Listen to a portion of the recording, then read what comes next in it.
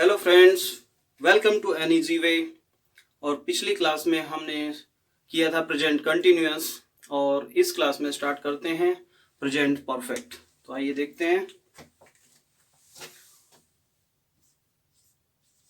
Present perfect. तो सबसे पहले पहचान एक बार रिमाइंड कर लेते हैं। टेबल में हमने बताया था वैसे प्रेजेंट परफेक्ट में जिन हिंदी के वाक्यों के अंत में चुका है, चुकी है और चुके हैं या खा लिया है, पी लिया है, कर लिया है, हो गई है इत्यादि शब्द आते हैं, वो प्रेजेंट परफेक्ट कहलाता है। देखते हैं इसमें हेल्पिंग वर्ब क्या यूज होती है। टेबल में हमने बताया था सेकंड क्लास में सभी सेंटेंस करने वाले स्टूडेंट फर्स्ट और सेकंड लेक्चर जरूर देखें, जिसमें हमने एक फॉर्मूला बताया था जिससे हम पूरी ग्रामर पढ़ाएंगे, और दूसरा जिसमें हमने पूरे टेंसेस की टेबल बनाई थी। ओके, तो रिमाइंड करते हैं इसकी helping verb. Present perfect, perfect means पूर्ण, जो कार्य पूरा हो चुका है उसको हम प्रेजेंट परफेक्ट बोलते हैं। जैसे मैंने अपना काम समाप्त कर लिया है या मैं अपना काम समाप्त कर चुका हूं, यानी कि काम पूरा हो गया है। मैंने खाना खा लिया है, यानी कि काम पूरा हो गया है। ठीक है, तो इसकी हेल्पिंग वर्ब हम यूज करते हैं हैज और हैव। दो हेल्पिंग वर्ब है, हैज सिंगुलर सब्जेक्ट्स के लिए और हैव प्लूरल सब्जेक्ट्स के लिए, और सब के साथ वर्ब की थर्ड फॉर्म का यूज करते हैं। ठीक है, चलिए देखते हैं सेंटेंस।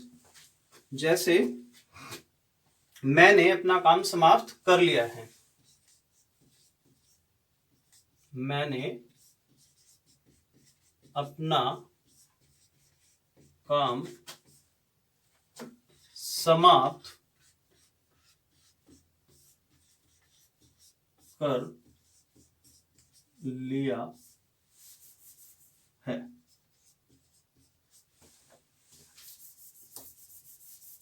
ठीक है, तो वही हमारा रामबाण फॉर्मूला, इसी का यूज करेंगे। पूरी इंग्लिश ग्रामर हम इसी से सीख रहे हैं, तो इसे देखते हैं। सबसे पहले सब्जेक्ट, तो सब्जेक्ट इसमें मैंने, मैंने का मतलब मैं से होता है, तो सब्जेक्ट हुआ मैं ये।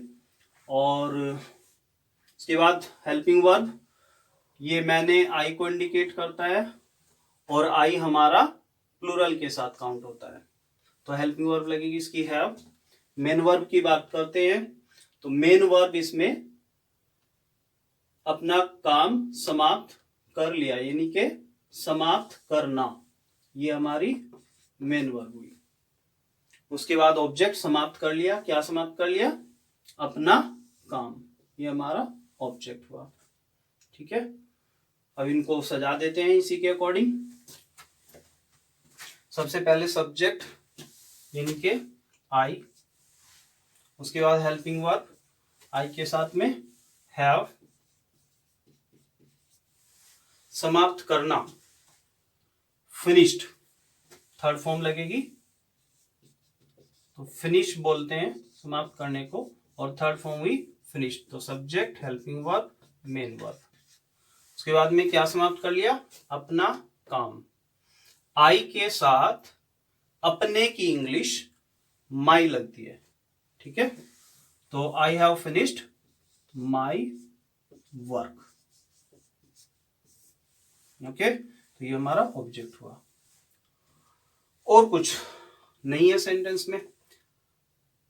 फ्रेंड्स, ये जरूरी नहीं है कि ये जो मैंने लिखी थी सारी चीजें सेंटेंस के अंदर हों, या हमें कहीं से जबरदस्ती घुसानी है, ऐसा कुछ नहीं है। आपको जो भी दिया रहेगा सेंटेंस में उसे ही लिखना है, जो नहीं है उसकी खाली जगह छोड़ देंगे, या उसको लिखने की जरूरत नहीं है, बस ऑर्डर ये होना चाहिए। ओके, तो I have finished my work, sentence complete. Suppose करिए इसका हमें नेगेटिव बनाना हो कि मैंने अपना काम समाप्त नहीं किया है, या मैं अपना काम समाप्त नहीं कर चुका हूं। ठीक है, तो नहीं इसमें एंटर करा देते हैं। तो क्या बोलेंगे हम इसमें, जो नहीं वाला सेंटेंस होगा तो नॉट एंटर कराना है। मैंने बताया था नॉट का प्लेस कहां पे होता है, हेल्पिंग वर्ब के जस्ट पीछे। तो हेल्पिंग वर्ब ये है तो नॉट आ जाएगा आई हैव नॉट। याद आया, आई हैव नॉट फिनिश्ड, बाकी सेंटेंस सेम माय वर्क। फिर आ जाए कि क्या मैंने अपना काम समाप्त कर लिया है। तो उसका इलाज बताया था मैंने कि हेल्पिंग वर्ब को सबसे स्टार्टिंग में ले आएंगे। तो हेल्पिंग वर्ब को ले आइए, इसकी हेल्पिंग वर्ब क्या है, हैव। तो स्टार्टिंग में लाते हैं हैव, उसके बाद सब्जेक्ट अपने पोजीशन पे रहेगा आई, और फिर मेन वर्ब यानी कि finished, I have finished my work, same रहेगा। अगर इसमें भी नोट आ जाए कि क्या मैंने अपना काम समाप्त नहीं कर लिया है, क्या भी आ जाए और नहीं भी आ जाए, तो ये एज इट इज रहेगा हैव आई, और नोट आ जाएगा सब्जेक्ट के बाद में फिनिश्ड माई वर्क, सेम रहेगा। फिर अगर आ जाए मैंने अपना काम समाप्त क्यों कर लिया है, मान लो क्यों ही आ जाए, तो वाई सबसे स्टार्टिंग में मैंने बताया था WH टाइप वर्ड सबसे शुरू में रहता है। जब भी इंटरोगेटिव सेंटेंस होता है तो उसका WH टाइप वर्ड सबसे शुरू में, साथ में हेल्पिंग वर्ब भी शुरू में रहेगी। तो वाई और हैव, उसके बाद में सब्जेक्ट, और फिर फिनिश्ड माय वर्क, सेम। और मैंने अपना काम समाप्त क्यों नहीं किया है, ठीक है, मैंने अपना काम समाप्त क्यों नहीं किया है, भले ही थोड़ी सी सेंस चेंज बदल जाए वर्डिंग्स की, लेकिन सेंस वही है, मीनिंग वही है। तो वाई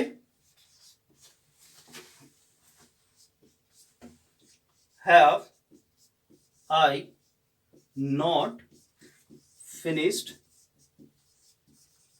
माई वर्क। ठीक है, तो ये 6 सेंटेंस इस टाइप से हम बना सकते हैं। इसके बाद कोई और एग्जाम्पल ले लेते हैं।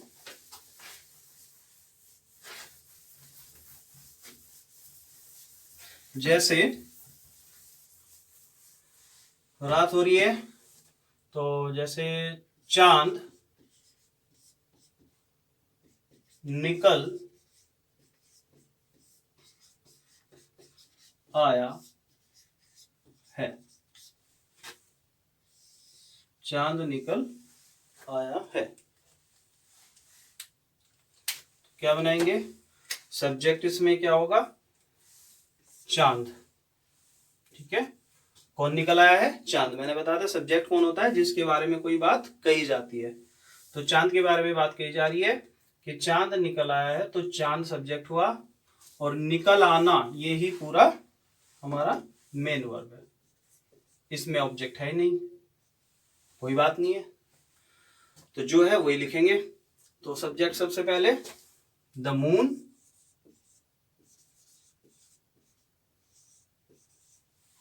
ठीक है, मून दुनिया में अकेली चीज है, एक चीज है, तो उसके लिए हम द आर्टिकल का यूज करेंगे। तो द मून निकल आना को क्या बोलते हैं, राइज, और उसकी थर्ड फॉर्म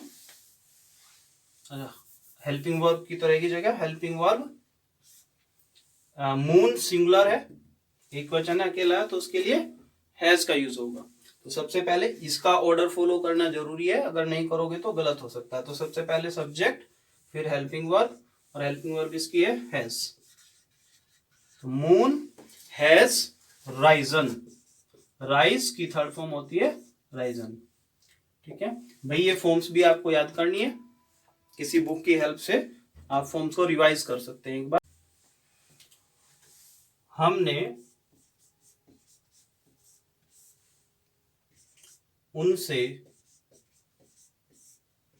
मिलने का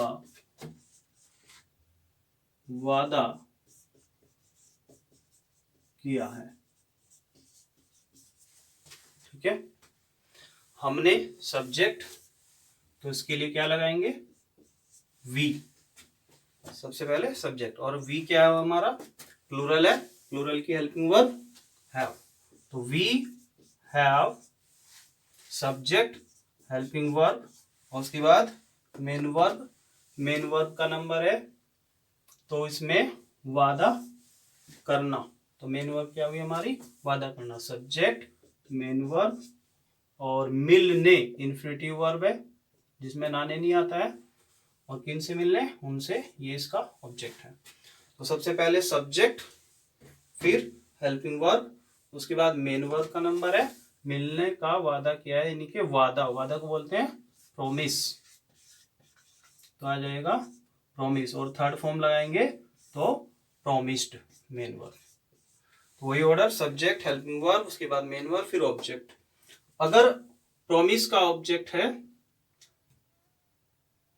तो वी हैव प्रोमिस्ड, अब इसका कोई ऑब्जेक्ट नहीं है, प्रॉमिस किया है इसका, उससे मिलने का, उनसे मिलने का प्रॉमिस किया है, तो इसके बाद डायरेक्ट नंबर आ जाएगा। ये बीच की कोई कंडीशन नहीं है, ऑब्जेक्ट नहीं है, टाइम नहीं है, इन्फिनिटिव है डायरेक्ट नंबर, तो इनके सबका जगह छोड़ देंगे, सिर्फ कहां पहुंचेंगे हम, इन्फिनिटिव में। तो इन्फिनिटिव का इलाज मैंने बताया था, टू प्लस वर्ब की फर्स्ट फॉर्म का यूज करेंगे, तो इसमें आ जाएगा टू मीट, और किससे, किससे मिलना, हिम। अगर हम उनसे सोचें, सिंगुलर दिमाग में एकदम आता है कि उनसे मिलने का वादा किया है, तो हिम लगा देंगे, कोई हर लगा देगा, ठीक है। लेकिन जब तक ये क्लियर नहीं है कि वो सिंगुलर है प्लूरल है, तब तक उनसे का मतलब हम प्लूरल से लगाएंगे। तो हमें क्या लगाना है यहाँ पे, टू मीट देम, हम इसको प्लूरल मान के चलेंगे।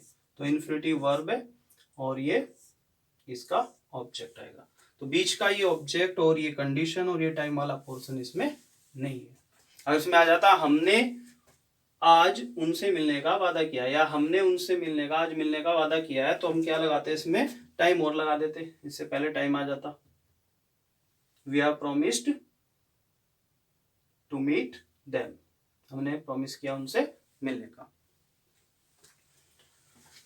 चलिए नेक्स्ट, अगर नहीं वाला सेंटेंस आता तो नोट यहां लगा देते, इंटरोगेटिव आता तो हेल्पिंग वर्ब लेके आगे चले जाते, ठीक है, उसी टाइप से बना सकते हैं।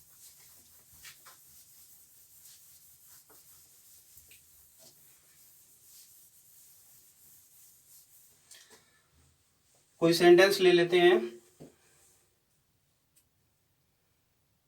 वे खाना खा चुके हैं, ठीक है। तो सब्जेक्ट क्या हुआ इसमें, वे, तो वे के लिए दे, और चुके बहुवचन है, ये हमारा वे बहुवचन है, तो इसके लिए have, subject helping verb, they have खा चुके, अब क्या लिखेंगे, ईट की थर्ड फॉर्म ईटन, खाने खाने बोलते हैं ईट, तो थर्ड फॉर्म आ गई ईटन, तो they have eaten, subject helping verb, main verb, और क्या खा चुके हैं, खाना, दे हैव ईटन मील, खाने के लिए हम लगाएंगे मील। अब कोई भी टाइम का हो वो अलग अलग होता है, ब्रेकफास्ट, लंच, डिनर वगैरह, लेकिन अगर केवल खाना बोला है तो लिखेंगे मील, ठीक है। खाना नहीं खा चुके हैं तो दे हैव नोट, यहाँ पे एंटर करा देंगे, क्या उन्होंने खा लिया है, तो हैव को स्टार्टिंग में ले जाएंगे। उन्होंने क्यों नहीं खाया है या कब खाया है, तो डब्ल्यूएच टाइप वर्ड सबसे स्टार्टिंग में, और फिर हैव, और उसके बाद में दे ईटन मील, वही सेम पैटर्न, ठीक है।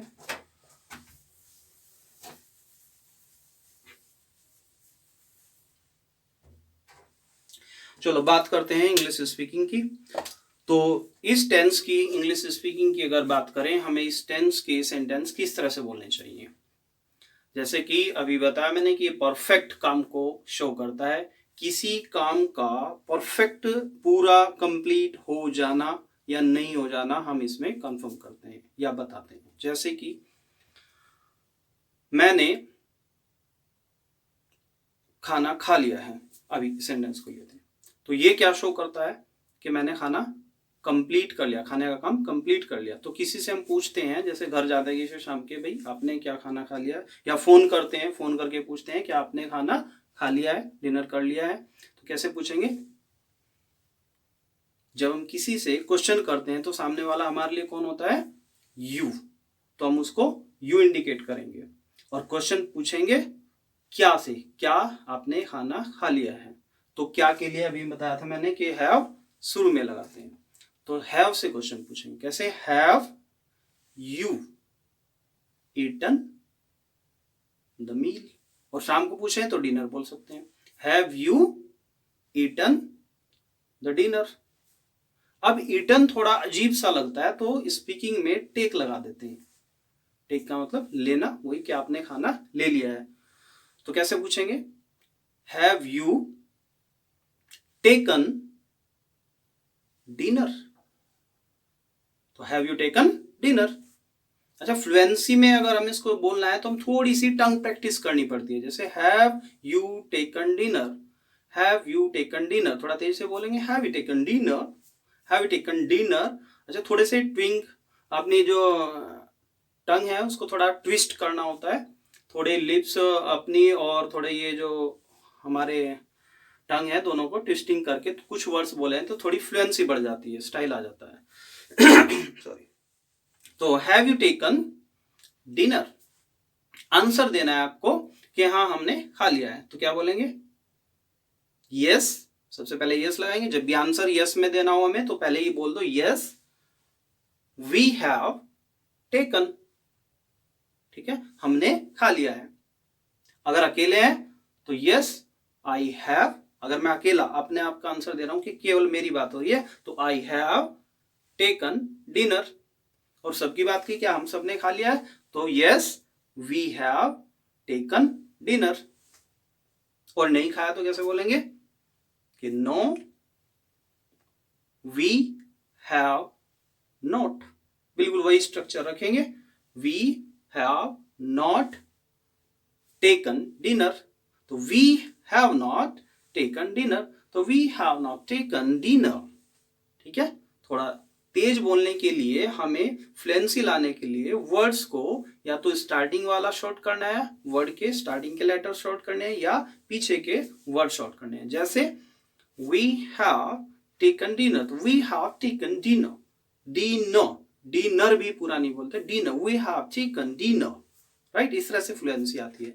तो ये आती है जब प्रैक्टिस हो जाती है, बार बार बोल बोल के तब लाते हैं, इसलिए, है ना। अब कोई और बात करते हैं। जैसे कि आप पेपर दे के आए हैं, एग्जाम देते हैं, जैसे कॉम्पिटिटिव एग्जाम दिया, या आप क्लास में स्कूल में एग्जाम दे रहे हैं, आप फ्रेंड से पूछते हैं कि आपने कितने क्वेश्चन किए, तो बताते हैं मैंने तो 20 में से 18 किए। तो कैसे पूछेंगे? How many. जब हम पूछते हैं कि कितने, कितनी कोई चीज करके पूछते हैं, कितने क्वेश्चन, कितनी कोई भी पेन, कितने कुछ भी चीज लेंगे, हम कितनी करके पूछते हैं, तो पूछते हैं हाउ मैनी। देखो होता है HOW, हाउ, हाउ बोलते हैं इसको हम लोग। कई बार इसको हाउ बोल देते हैं, हाउ। हाउ तो ऐसा लगता है जैसे कई बार कि पता नहीं क्या हाउ घुस गया घर में, होता ना, कोको लुल्लू हाउ, 3 चीज होती हैं तो उनमें से एक हाउ होता है ना। हाउ को किसी ने देखा, 3 चीज कुरान में, धरती ना आसमान में, है ना, कोको लुल्लू हाउ। तो उसका हाउ नहीं बोलना, कैसे लगेगा हाउ कह रहा है, तो बोलना हाउ। ठीक है, तो हाउ और आगे लगा देते हैं मैनी, कि कितनी अधिक या कितनी चीज। जब भी हमें कुछ पूछना होता है कि कितनी, तो उसके लिए लगाते हैं हाउ मैनी। तो बोलेंगे हाउ मैनी। अब बात करते हैं जो भी हमें पूछना, क्वेश्चन की बात करें तो हाउ मैनी क्वेश्चंस। अब देखो कहीं बोलते हैं क्वेश्चन, तो हम क्या बोलना चाहिए? क्वेश्चंस। क्या बोलेंगे? How many questions. अब क्वेश्चंस प्लूरल है तो क्या यूज करेंगे? Have. Attempted, how many questions have you attempted. Attempted का मतलब हमने कितने ट्राई किए, कितने कोशिश किए हैं, कितने कर दिए हैं, सही हो या गलत, दैट इज डिफरेंट मैटर। तो क्या बोलेंगे, how many questions have you attempted. तो बोलेंगे how many questions have you attempted. तो आंसर क्या आएगा, आई हैव, क्योंकि आई प्लूरल के साथ आता है, तो आई हैव अटेम्प्टेड 18 या 18 क्वेश्चंस। तो आई हैव अटेम्प्टेड 18 क्वेश्चंस। अब इसमें आई बोलते हैं तो आई तो ऐसा लगता है जैसे आई पता नहीं कौन आई, जैसे कोई आ गई हो चल के आई, मैं आई, है ना, आई, तो थोड़ा अजीब सा लगता है। वैसे ठीक है आई, लेकिन इंग्लिश में से स्पीकिंग में आई ना बोल के बोलेंगे आय। क्या बोलते हैं, आय, थोड़ा स्टाइलिश हो जाता है, बोलेंगे आय।